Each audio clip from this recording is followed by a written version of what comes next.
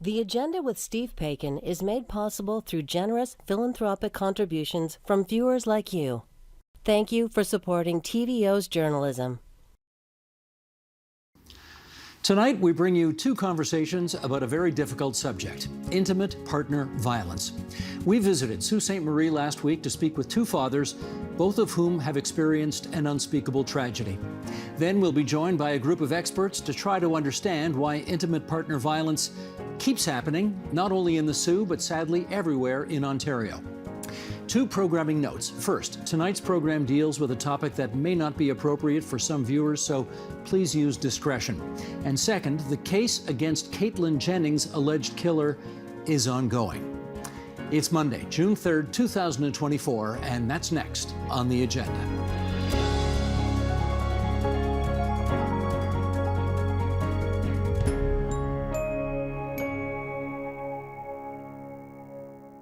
The following item deals with sensitive subject matter, including stories of intimate partner violence. Viewer discretion is strongly advised.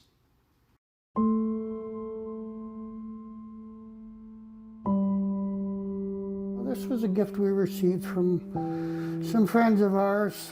You know, she was so photogenic, my daughter, that just about everything we've received has been laid out with a picture of her.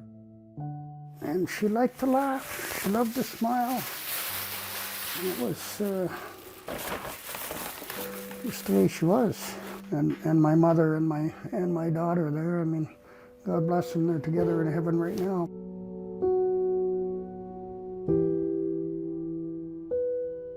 These two pictures are very, very important, and quite often they come along with me when I do have speaking engagements. This picture, I had no way of knowing at the time that would be our last time together. After I moved back to Sault Ste. Marie, one of the first things I did was get Caitlin's name tattooed on my arm. So anytime I looked at her, I always thought of her. I never thought at that point I'd have to get this redone to show birth and death dates. And it's a constant reminder that she should still be here.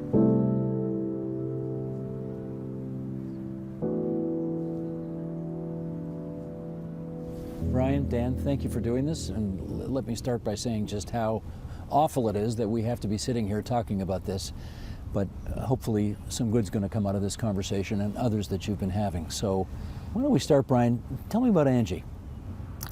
Well, she was a fun-loving young woman, you know. She lived life pretty much to the fullest.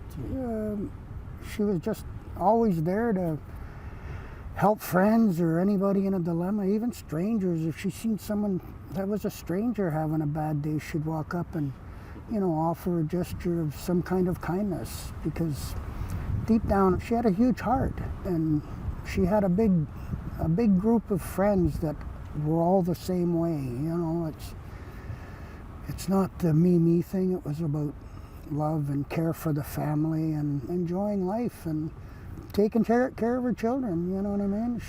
She did a really good job raising her children, and they're very responsible young children, and she just always tried to look at the best in people, you know, and it didn't matter what other people said about anyone. She evaluated people on her own, and 9 times out of 10 she always come up with a different conclusion, because not everybody knows what's going on in someone's life, right? You know, in this tragedy like this, the number of people that she had touched and reached just blew me out of the water, because I never realized she had such a vast network of people that appreciated her just on a daily basis, you know. That's a lovely thing for a father to find out. It is. Yeah. Okay, Dan, tell us about Caitlin. Well, she was just coming into her prime of life. I like to say she was my millennium baby. She was 22. 22. She died about 6 weeks before her 23rd birthday. So, and unfortunately I did miss a few years with her due to the ugliness of her divorce from her mother. But there was so much of me in her, just like what Brian said with Angie. She was the one, always wants to help her friends, always had a smile on her face. She just had a love of learning. She was the, excuse me, the go-to mechanic. She was just coming onto her own as a person. Unfortunately, she was snuffed out. And she can't say anything anymore. That's why I'm here. I'm her voice. And one thing I also want to say about Angie, I didn't know her, even though I'm from here, I did not know Angie personally. But from all what people said to her throughout the city, all her friends, and from Brian, no question, I know her as I'd do any friend right now. Well, more people are knowing both of your kids, and in part because of those shirts you're wearing right now. Angie's Angels are who? Angie's Angels is a group that we formed probably within 2 weeks of her tragedy. Myself and my son, my wife, my daughter-in-law, two of her very best friends are the two spearheaders. In talking with them and with the rest of the family, we tried to figure out, well, you know, in this situation, the voice has to keep speaking, and we can't be shy. I've just seen through the years in different tragedies where people are just silent and quiet, and then the word doesn't get out on how things have to be changed. And we're trying to expand now and get more into educating the young people about this possibility and making people recognize the red flags over it. So we talked about it for probably about a week, and then we said, well, you know, what would Angie do? You know, if it was one of us, what would Angie do? She'd be right there making the most noise, speaking her mind, and bringing the education out there to everybody. So we all decided, you know, like, we've got to do this for her. We can't let her name just go being said once or twice. Caitlin's Heard. What's that? Well, it originally started very similar to what Brian, because Caitlin died before Angie, and it was just started with Justice for Caitlin. But that wasn't enough. Everybody kind of says justice for what everybody happened. The logo is an ear, and the spelling is a little play on words, Caitlin's Heard. And my motto for the group is, Caitlin was not heard when she was alive, but she will be heard now, and I will be her voice. She has to be more than just a statistic. We are looking for change. Her voice, she is somebody that should be still here. She should be by my side with this fight, but she's not. But I'm gladly joining this fight with this man here. I look in the eyes of my grandkids, and I want them to see Grandpa did something to help me. Dan, you said, though, I've seen you quoted as having said, you don't want vengeance, you want justice. Right. How come? Well, I'm glad you brought that up. Because just for what it's worth, I know a lot of people who want a lot of vengeance. Yes, I may be in a difference of opinion, but I don't want more hate to be coming into this world. There's enough of that right now. So justice, yes. How do you feel about that, Brian? Well, I agree with Dan 100%. I mean, personally, do I have a rage inside of me that could go beyond anyone's wildest belief? I sure do. Do I think it'd resolve anything? Absolutely not. To me, it's about getting the protection in place for the people that can't speak for themselves. As Dan is speaking for his daughter, as I am speaking for my daughter, these are times that are too late. We're part of a group that, believe me, nobody wants to be a part of. Mm-hmm. And it's sad to say that anybody is vulnerable to it. But to get vengeful is not going to resolve the issue.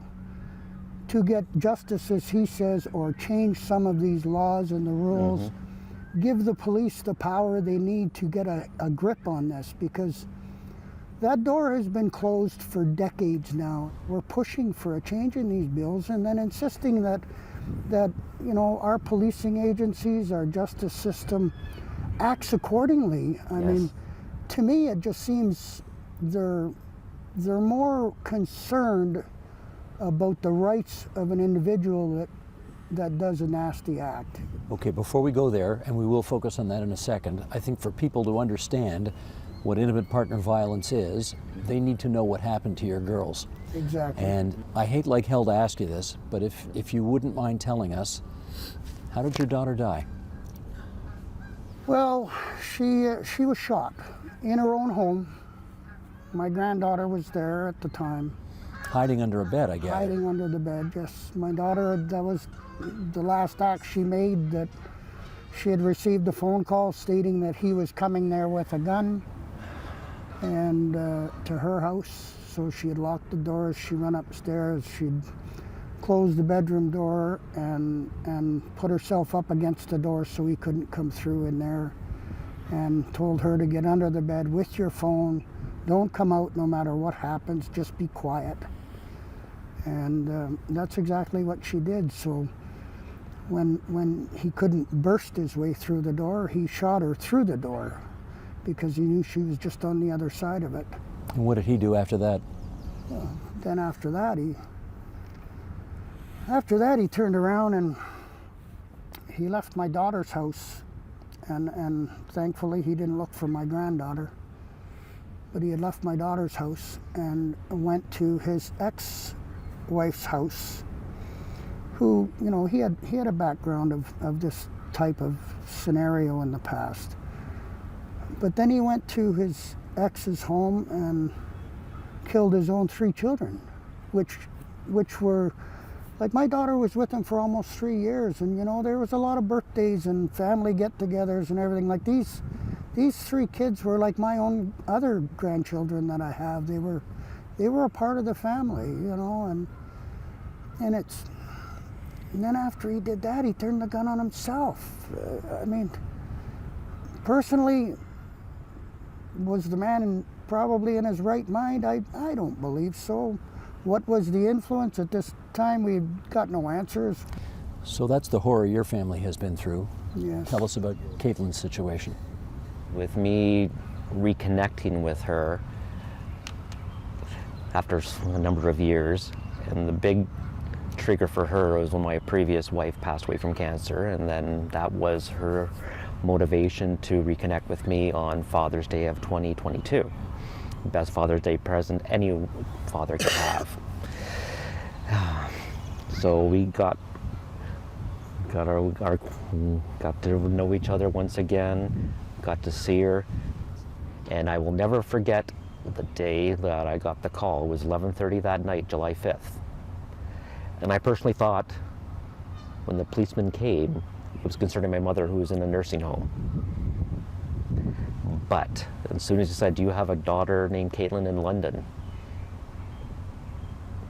And I didn't need him to finish that thought. I know what happened. Now, as I was saying earlier, some people would think it extraordinary that you want justice but not vengeance. Mm-hmm. And Brian, you did something that I think some people would find quite extraordinary, and that is, at a vigil, you hugged the mother of the man who killed your daughter in public, and basically tried to create empathy with her. Why'd you do that? Well, I did that because, like I said, they'd been together for almost 3 years, and she's the other half of my family. They were her grandchildren as well. I wasn't even made aware that they were being harassed or bothered up until the day of the vigil, when I went to see them and asked her if they were going to attend, and they said no, we weren't going to attend because of the outpour of people that were causing them grief. And I thought for probably a brief second, it didn't take me much longer to come up to a conclusion that that's just not right, because she's suffering a lot and she's in a lot of pain as well. So I had asked her to make a point of being there for me and my son.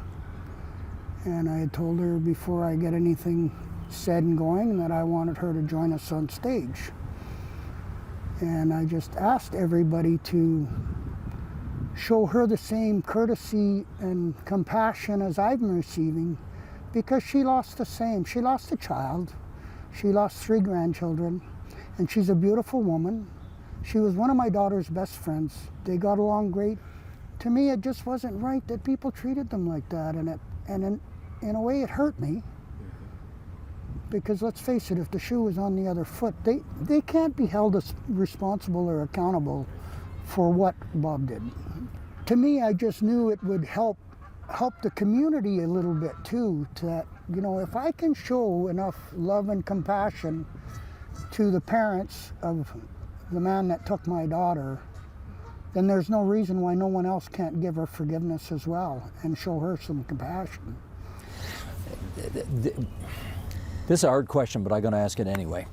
And that is that I assume it's impossible to lose a child and not at some point, as you go through the chronology of it all, ask yourself, is there anything I could have done? Is there something I missed?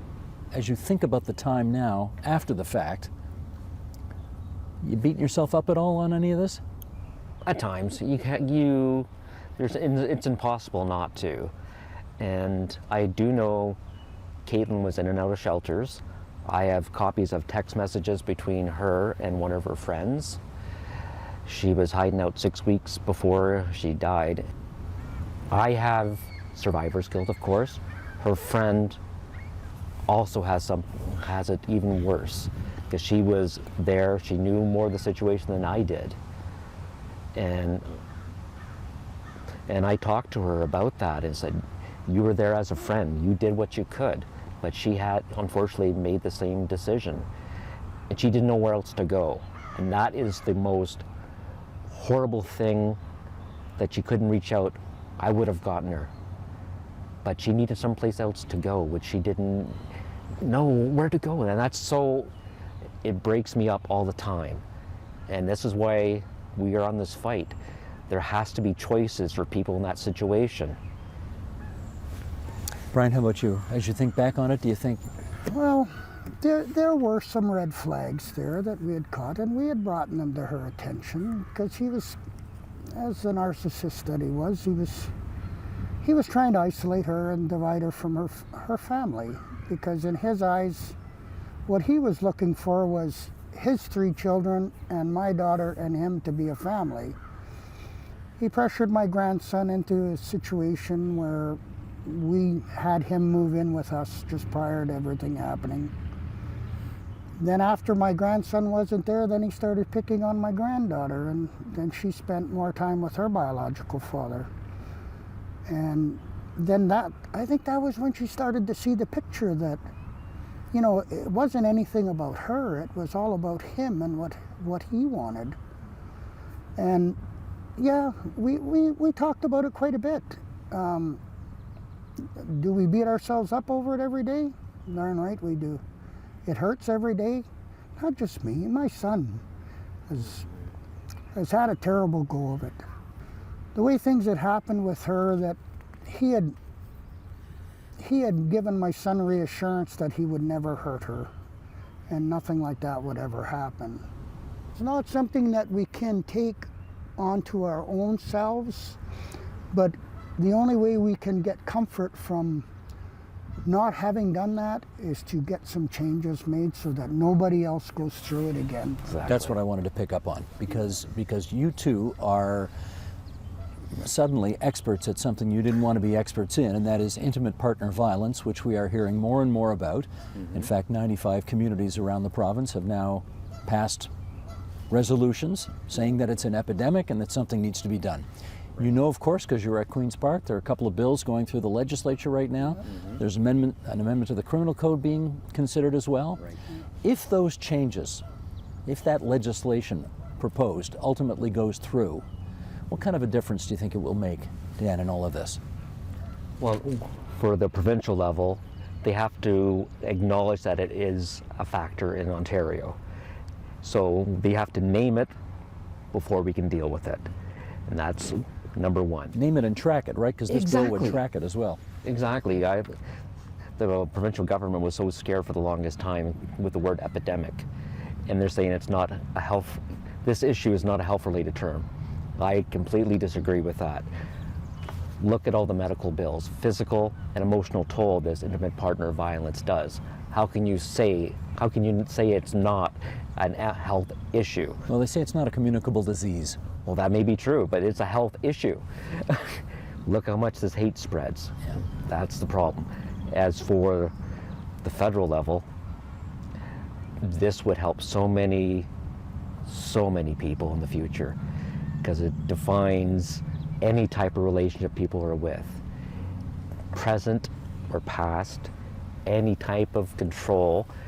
emotional abuse. Or coercive behavior. Exactly, physical abuse. And I commend MP Laurel Collins for putting this bill ahead. She actually attended one of our NJ's Angels meeting by Zoom, and I told her directly, if this bill was in place, I have no doubt my daughter would still be here today.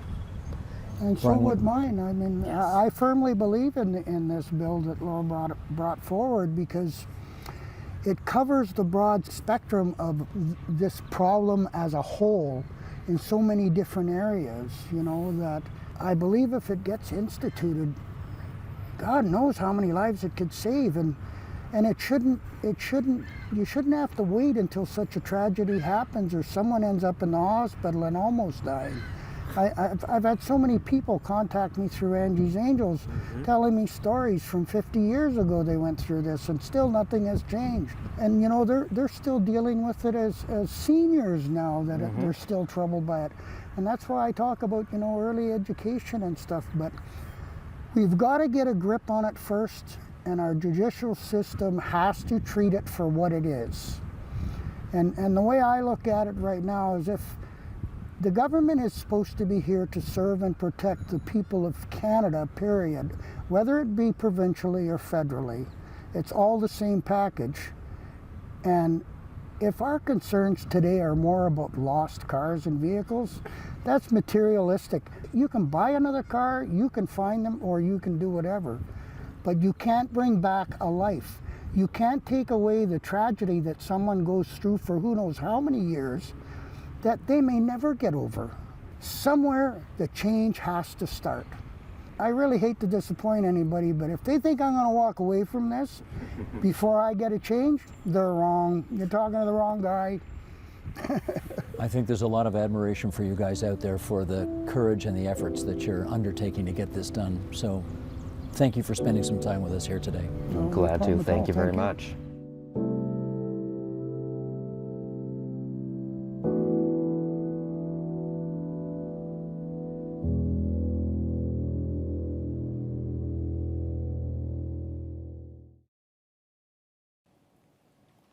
Two tragedies made headlines in Ontario last year that brought intimate partner violence to the centre of discourse. Many municipalities have declared it an epidemic. What is happening across our province, and what can communities do to help resolve this violence? Here in Sault Ste. Marie to discuss this and much more, we welcome Inspector Derek Dewar with the Sault Ste. Marie Police, Angela Caputo, she is City Councillor for Ward 3, Paula Valois, Executive Director of Chadwick Home, a non-profit organization just north of here in Wawa, and Stephanie Featherston, Senior Director of Services at Algoma Family Services, and they're based here in Sault Ste. Marie. And we want to thank all four of you for joining us here in this absolutely gorgeous building, actually, the Algoma. It is gorgeous, this music center here. And we want to start with some very difficult statistics to start our conversation. Sheldon, let's put this up here. In 2022, there were 117,093 victims, 12 years of age and older, of police-reported intimate partner violence. Of those victims, nearly 80% were women and girls. The rate of intimate partner violence was more than 3 times higher among women and girls than men and boys. And the rate is 7 times higher among women and girls if you look at the age 12 to 24 years than their male counterparts in the same demographic. Okay, Paula, let's just make sure we're all talking about the same thing here. An explanation of what intimate partner violence is. It's when you are in an intimate relationship and there is violence and abuse there. So it could be physical, sexual, psychological, emotional, financial as well. Partners are in a relationship where one has power and control over the other one. And like you mentioned in the stats, it's pervasive in our society. When we're talking about minority groups or women, Indigenous women, those stats go even higher. Well, let me follow up on that with Stephanie. I mean, it may be obvious to say it, but let's do it anyway. This is disproportionately something that affects women. How come? I think it's because of patriarchal society, really, and really that's still alive today, and the history as well. And so men, you know, the old adage of being the primary breadwinner as well, women are home taking care of the children, and it makes it a lot easier in those instances for women to be perpetrated by men, right, for abuse. Derek, there was something in the stats I just gave that kind of caught my eye, and that was the expression police reported, which I infer from that there is a lot of this that goes on that is not police reported. Is that true? That's absolutely true. And speaking with our partner agencies and that, the reports we get are way low compared to what's reported to our partner agencies. So what we're seeing here potentially is the tip of the iceberg. Absolutely. Okay, I'm going to put another graphic up here, and for those listening on podcast, I'm going to describe what we're seeing here. This is essentially a graph that starts in the year 2009, goes to about 2022. Two things that we want to bring to people's attention here. Number one, the comparison of women and girls overall and men and boys. The lines for women and girls, as we have suggested, much higher than for men and boys. But we can also see that from 2009, the rates start to drop. And around 2014, they sort of go into a valley, but then they slowly climb back up again as we get to the year 2022. I think we need some explanation for that. Does anybody here have an explanation for why the numbers dropped when they did, but now they're going back up again? I think a piece of the reason why we see it climb is that's right at the time of the pandemic. And so that was a high-risk time, or a time where we really saw an increase in intimate partner violence because of all the stay-at-home orders. And the stay-at-home orders put people that were already victimized even more at risk because they were socially isolated even further. And also, as we all know, it put a lot of stress and strain on our own families, let alone where there's already violence and anger within a home environment. Angela, how do you encounter this issue as a city councillor? So through the city, we have taken on the declaration. Sault Ste. Marie has declared intimate partner violence an epidemic. We have encouraged the province to do so. As a councillor and as a woman myself, I have taken it upon myself also to work with Angie's Angels, a locally formed group that is speaking on behalf of Angie Sweeney after her death. And we have put forward a motion to support Bill C-332 to amend the criminal code to include coercive control. So we are trying our best in the small ways that we can affect municipally. You know, we're using our voices to the provincial and federal governments to try and put an end to this epidemic. You're one of 95 municipalities across the province of Ontario that have declared this an epidemic. And there's been some controversy about the use of that word epidemic. Do you want to comment on that? Is it appropriate to call this an epidemic? Absolutely. I think, yes, I hear what the province is saying, but the health and well-being of our children, our youth, and our women is a health and safety concern, for sure. And so I think it falls right in line with being called an epidemic. It was, Please. I was just going to say, it was the first recommendation that came out of the Renfrew County inquest into the deaths of the 3 women in Renfrew County. And it was one that the jury, who are just ordinary people, they listened to 3 weeks of testimony from experts and witnesses, and they came up with that recommendation. That was the language they wanted used. That was the language that they wanted used. That was the first one. And women's organizations and, you know, people working in violence against women organizations really took on the task of, you know, pushing that forward. So it started off with the Lanark County Council declaring it an epidemic. They thought, well, fine, if the government doesn't want to do that, then there's no reason why communities can't take it up and make the declaration. Over the couple of years since that inquest, there is at least 95 communities that have made that declaration so far.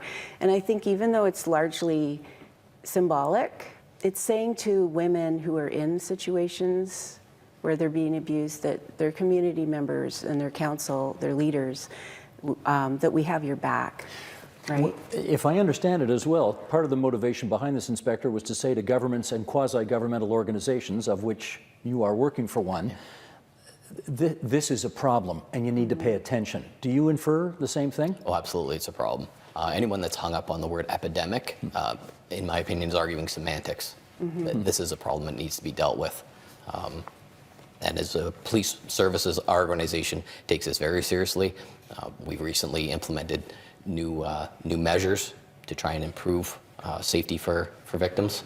We implemented a callback system so that any call that officers attend to that don't come in as domestic in nature or IPV in nature, but when they arrive there and find out that maybe it's a property dispute or a noise complaint or something of that nature, within a couple of days, an officer calls the complainant back to give them another opportunity to voice if anything did happen, if there was a criminal event, so then we can then follow up and make sure people are safe. Are these new tools working?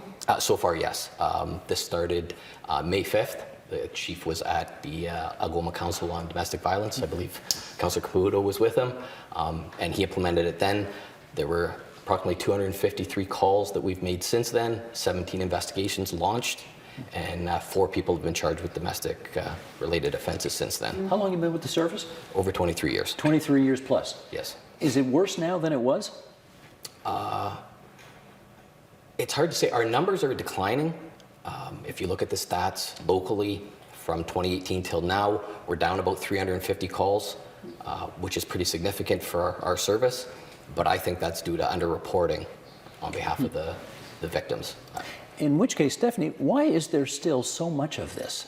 I think because we haven't taken a full society view of this, or we haven't been working as a full society, and that's what's going to take to make a difference, right? It's all of the social services responsibilities. It's also the responsibilities of each of us, that if we notice something going on with a friend or a neighbor, that we go out and we ask, are you okay? Or you know, sometimes we think, well, you know, we don't want to interfere or we don't want to get involved. But I think, I mean, we can see with the tragedies that it's so important that we do get involved and we do ask and that we do talk to our council about it. And you know, if we need help, get help. And I think that by all of us, you know, talking to our neighbors or letting people know that if we notice that something seems not okay, they might not feel alone. And then they might know that it's okay to reach out for help and support. I think something further that I always like to touch on is education. I don't think we've got to a point in society yet where we're properly educating young men that this is not okay. And I don't think that we're quite there yet in educating young women that a red flag is a red flag. Move on. You know, we can't fix everyone. You know, women historically have that job as the fixer, and I think further educating young kids is really the way out of this. That sounds right, but Paula, I wonder what's going on out there that a young boy or you know, a young high school, I guess he's a young man in high school, or yeah, a youth anyway, thinks that it's okay to smack a woman. Like who thinks that? well, I think sometimes it's a learned behavior, right? They may be living in a home where they're witnessing their mother being abused by their dad. It's also, you know, we do still live in a very sexist society and racist society. So, you know, our society kind of reinforces a lot of those attitudes, and we still hear about. You know, the locker talk, basically, that happens sometimes, right? And I think you're right, Angela, that there has to be more education with young people, you know, on healthy relationships and how to speak up when you're hearing those negative comments being made. Sure. I don't think that the abusers, like they obviously are part of our community. We've grown them ourselves, right? They're not from outer space. They're from our world and our society. contributes to how they think about things and their attitudes and their values. So we need to make a lot of changes on a lot of different levels, and starting with prevention programs in the schools is a really good way to go. Angela. And if I could, I just think that a lot of times, you know, you're saying a young boy, how does he not realize it's not okay to smack a woman? And that is part of intimate partner violence, but the coercive control is really the portions where you see things happening even in high schools. In high schools, a lot of the times it starts out as, I don't want you to talk to that other boy. I don't want you to speak to your best friend anymore. Maybe, you know, a young man is telling his girlfriend that, you know, her mother doesn't have the best interest at heart and you should listen to me. And I think it goes forward from there. That is why that coercive control piece is so important. That's the Criminal Code Amendment that Yes. is being looked for in Ottawa. Yes, but I think like when we're speaking about younger folks, it's not always physical abuse, but that control of having a woman under their thumb is sometimes how it starts. You can't be everywhere all the time, obviously. So, I mean, are we going to get to a point now where we're patrolling the hallways at high schools to make sure that boyfriends are not putting stupid pressure on girlfriends, that kind of thing? Yeah, that's obviously not realistic. Right. But to Councillor Caputo's point, and Paul's point, that education started junior grades. Teach kids, teach boys that it's not right to put your hands on it. It's about control normally, and teach them how to deal with those control issues, that you don't control somebody else. That's not your role. Stephanie, I wonder if part of it is, I mean, that's clearly a significant part of it. I wonder if part of it as well is that young girls have to be taught, you don't have to put up with this. This is nothing that you can sanction. Do you have to do that too? Absolutely, right? So I think what Angela was talking about, letting people know that it's okay to say it's not okay, and that a red flag is a red flag. And you know, some of the things she was talking about in terms of, oh, I don't want you talking to this person, or I really want to be around you all the time. Young women and girls can mistake that for, oh, he really loves me and he wants to be around me all the time, instead of recognizing that this is a way to start to gain that control over you over time, right? And start to break you apart from your friends. So absolutely, the prevention programs need to not only be for boys and men, but also to be for girls, so that they understand what a healthy relationship looks like. Like Paula was saying too, that they may also have grown up in homes where there might have been intimate partner violence, and for them that was their example of a healthy relationship, so they're not aware of what a true healthy relationship looks like.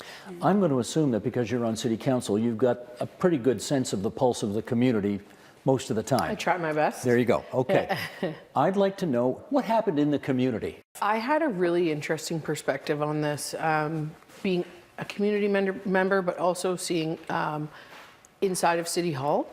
And I think for women, we were angry. We were like, we have been telling you. Why is no one listening to us? And men were shocked. And the difference between men being shocked and women being angry, it was so stark. And you know, when I wanted to bring the motion forward to declare intimate partner violence an epidemic, it was right after Angie's murder, and it was suggested to me that perhaps the community needed breathing room and time to grieve before I brought it forward. But I held strong and said, no, I think they need to know from elected officials. And from my perspective, it was that women needed to know. Women needed to know that I was sitting in that seat and that I recognized it, and that our council supports you, and that we are taking a stand in the best way that we knew how. So yeah, the shock and the anger were the two differences that I really noticed. I think as well, maybe Paula, you can help us with this. I suspect there are people watching or listening who will be thinking to themselves, if you're in a toxic relationship and you fear for your safety, what are you still doing living in that home with that person? Why don't you get out? What's the answer to that? So it's easier said than done. And when you are in the middle of it, you're just trying to survive on a day-to-day basis, right? You're trying to placate him so that he doesn't get angry, so he won't hurt you. You're trying to make sure your kids are protected. You're doing the best you can in that situation. There also you may not know about services that are available to you, even though we try really hard to get the word out and let people know. Women may not be aware that, there's anywhere for her to go. She's contemplating a life outside of that relationship. What's that going to look like for me? Am I going to be able to afford to live on my own? Am I going to be able to find housing that's safe and affordable? Right now, there's a huge housing crisis, and where do you go if you can't? If you need to move out of your home, then where are you supposed to go? A lot to consider. A lot to consider. I mean, do I want to take my kids? I'm going to speak from my perspective, being in, because I'm not from Sault Ste. Marie. I live in Wawa, and we serve a huge area, including Chapleau, Hornpain. They're all little communities in North Algoma. So if somebody's in Hornpain, for instance, and they want to take off, leave with their children and go to the shelter, that's 2 hours away. So they have to take their kids out of school. They have to relocate to another community, get another doctor, possibly, all of those things have to be taken into consideration. So there's a real possibility she could be living in poverty as well after leaving. So there's a lot for her to consider, and there's a lot of barriers in the way. Even if she's in Hornpain, there's no public transportation from Hornpain to Wawa. Right. So how do you get out? There's one road. So if he decides to follow you down that road, it's very dangerous too. Right after a woman leaves, and the police will attest to this, that's the most dangerous time for a woman too. So I want to circle back to this issue. Angela, I'll go to you first on this notion that we're in the midst of an epidemic. 95 municipalities have labeled it so. You are waiting on the provincial government to follow suit. What do you think the chances are of that happening? I hope that they're high, but my gut tells me that they're slim. I think that the province recognizes that with declaring an epidemic, they're going to have to back it up with some funds so that we can start these educational pieces and maybe have funds for women who are fleeing intimate partner violence, etc. So I don't think this Conservative government is ready to take that step. I do hope that I'm wrong. I am hopeful, there are members of that caucus that give me hope. And I hope that they will push for the benefits of women. But from what I have read, I don't see it coming. Paul, by declaring it an epidemic, that has no sort of legal force in law. Right. Just by having a city council say this is an epidemic in our community, does not therefore, beyond bringing attention to the issue, it doesn't have any force of law. Is there value still in doing it? Yeah, like I was saying, it definitely sends a message to the women in the community who may be living in an abusive relationship that their community has their back and that they care about the issue. It's symbolic largely, but at the same time, it sends a message to the community that this is a serious issue. And it starts a conversation, and I think that's really important. There are two bills that are sort of making their way through the bowels of Queen's Park right now. There was a bit of a foofara at the legislature a few weeks ago where the NDP wanted all the members in the legislature to have the right to speak about it. A lot of people wanted to put their feelings on the record about it, have Angela's name read into the record and so on. That didn't happen. The House Leader for the Conservatives, Paul Calandra, decided to move the two bills right to committee right away to begin examination. Depending on how you want to interpret it, that could either be a good thing, meaning they're trying to get the show on the road, or it could mean they're trying to slow the process down by sending it to a committee where these things often go to die. What are you inferring from it all? I think that Lydia's law deserved to be debated. I am very disappointed that it got sent straight to committee. I think that having these things said on the record are important. It is important for an abuser to hear that elected officials have an opinion and have strong opinions about these things. It is important for victims to hear these things. It's important for families and survivors. So I was really disappointed in the government for doing that. And I think that, I hope that this is not the case, but many bills go to committee to die. 550 plus days.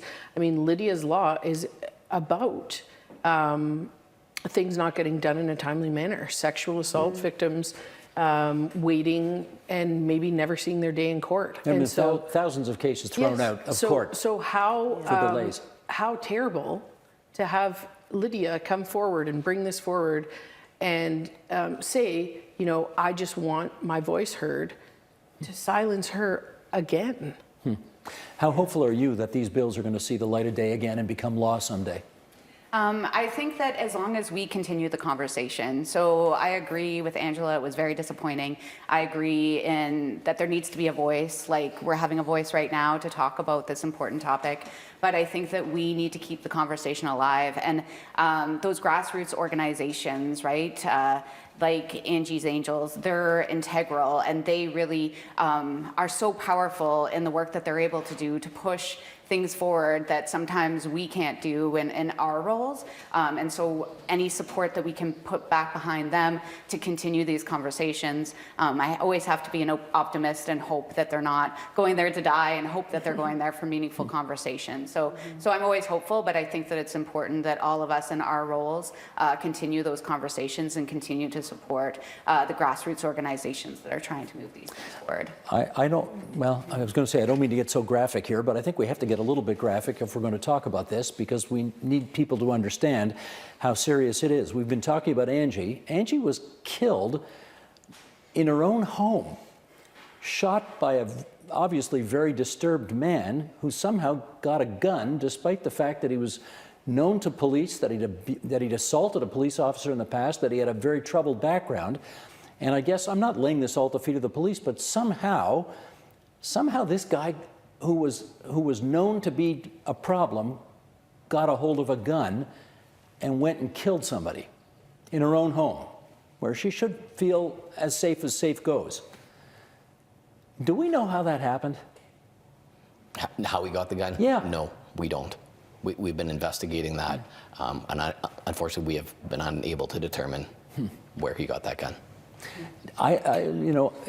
Do we have any sense about whose responsibility it is to make sure that a person like that doesn't get a gun? He was already on probation or a prohibition order to not have weapons, but as you know, so he's in violation of his order. That's a piece of paper, right, and a promise. And speaking further on that tragedy specifically, he had a camera in her house. Yes. He was listening to her in a phone call to a friend. He was sending her, after he heard things he didn't like, she had him blocked on all socials, all texts, everything.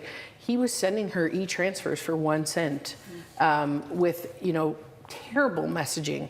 And so, again, those coercive control pieces. You should not be being videotaped in your own home. You should not have to be accepting e-transfers with terrible messaging. Yes, it's about the gun. Yes, it's about everything that happened. But that's the end result of such a pileup of things. Like she thought she blocked him everywhere she could, but then he would send her an e-transfer for 1 cent with disgraceful language in that e-transfer. So he was still, exhibiting coercive behavior against her and being miserable to her. I don't know. Can an amendment to the criminal code stop that kind of thing, or at least punish it appropriately? What do you think, Paul? I'm not sure. I think that if we're talking about the coercive control amendment, I mean, I'm maybe the odd person out on the panel, because I don't necessarily think that that's a law that necessarily should go forward. How come? Well, for a lot of reasons, but I think primarily because it's going to be it's complicated. Coercive control is something that happens over a period of time.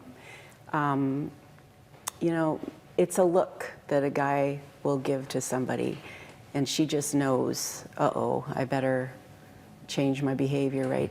I just feel like it's going to be very difficult to prove something like that, let alone how are police officers supposed to go into a situation and determine how, whether a crime has taken place around coercive control. That's a good point. Can I get the police officer to comment on that? Yeah, absolutely. So theoretically, it's a great idea. In practical terms, it's going to be very difficult to do. I know there's some other countries that have implemented similar things with varied success in it, but it will be extremely difficult for officer to show up, and some will be, obvious, but the more creative people, the same ones that are manipulative and are going to lie to my face when they answer the door to me, are going to be the same ones that are creative and make it difficult to do. So does your service have an official position on whether this criminal code amendment is advisable? Anything that's going to protect a victim, we're for. Do you think this will? Ultimately, I think if it's laid out properly, it can, absolutely. And Steve, just to comment a little bit about this and the criminalization of intimate partner violence, we can see some examples of where we try our best, but it falls a bit short, or there's some struggles. And I think that one of the things that can be done that could make a difference is services for the abuser. So right now, in order to get services, if you're an abuser, you have to be convicted. And there's a partner assault response program. PAR program is what's called for short. But one of the recommendations from the Renfrew inquest is to have a 24/7 hotline so that men who are realizing or that they're having issues with abuse can get help right at that time. So right now they're getting help by chance if they happen to get counseling or support, but there's no actual help for people that are abusive until after they get that conviction. There's no funding for support. So if they don't take that initiative themselves to, pay for their own therapy or that type of thing, they're not getting the support. But I think that's something that we can do is, lots of times after an incident happens, there is remorse, right? And that's the chance that we have to really make that difference if we had services available that the people who need it the most can get help. Angela, I want you to have the last word on this. Tie up our conversation and put a bow on top. If 95 municipalities in the province have gone on record passing resolutions saying intimate partner violence is an epidemic in our province right now, by my math, that means 340 or more still haven't done it. What's your message to them? My message to them is, as an elected official, it is our job to protect our constituents in the best ways that we can. Municipally, we are the people that are closest to the people. So stand up for your people, show that you can, that you care, and that, we're not going to stand for this anymore. In no disrespect to the other panelists, but when we talk about something being difficult, I always think of the victim. How difficult is it every day for someone to go home to a place where you are supposed to be safe, and you're sometimes living in an absolute hell? So I apologize. I'm not trying to be ignorant to you guys, but if it's difficult for the police to implement, then so be it. But let's do our best. To your point, I don't care how difficult it is for the officer. My point is it's difficult to make sure we're getting to the truth. Absolutely. Right, and it's about the truth and protecting victims. Yeah. Yes. So if it takes my officers an extra 2 hours at the call, or 5 hours or 12 hours, I don't care how difficult it is. Let's do the job. Let's do things properly. And for me, I feel like it's not just about the difficulty of implementing it. It's also about how is this possibly going to be used against women in situations, because we've seen similarly, we're having a conversation right now around mandatory charging, and that was one of the other recommendations within the inquest, to take a look at it to see whether or not that should be changed, because that was implemented 40 years ago. And at the time, we all celebrated that because we thought, this is good, because typically what would happen is the police would go to the home, and then they'd tell the guy to take a walk around the block, settle down, they're there, dear, to the woman, and nothing would change. So with mandatory charging, we thought this is good. They'll charge the primary aggressor, and at least something will start happening. What we're finding now is that a lot of women are also being charged in that situation when the police go. And sometimes they are defending themselves. And so they're saying, the women, the survivors are saying, you know, we need to take a look at this because we don't know that it's actually working for women. If you're an Indigenous woman or a woman from a marginalized community, you're maybe even at more risk of being the one that's charged. And that's going to have huge implications on their ability to keep their kids. If it's a situation of custody and access, once you have a charge against you, then you're in the criminal, you're in that criminal court and stuff. So it's complicated, and I appreciate the conversation, though. And I think definitely we need to have the conversations. We need to figure it out and do what we need to do to make women safer. In countries where this has been implemented, though, the UK, for instance, the calls for intimate partner violence have gone up. People are feeling more confident to call. And they were worried, the same worry of victims being charged. And so far, they're not reporting that happening. So I'm still hopeful. That's a good place to leave this. Mr. Director, can I get a 4-shot, please, so I can thank all of our guests. Angela Caputo, City Councillor from Ward 3, Inspector Derek Dewar with the Sault Ste. Marie Police, Paula Valois, Chadwick Home, the nonprofit organization up in Wawa, Stephanie Featherston, Senior Director, Algoma Family Services, based here in the Sault. Great to have all of you on TVO tonight, and thanks for having us here in the Sault. Thank you. Thanks for having us. Thank you for having me.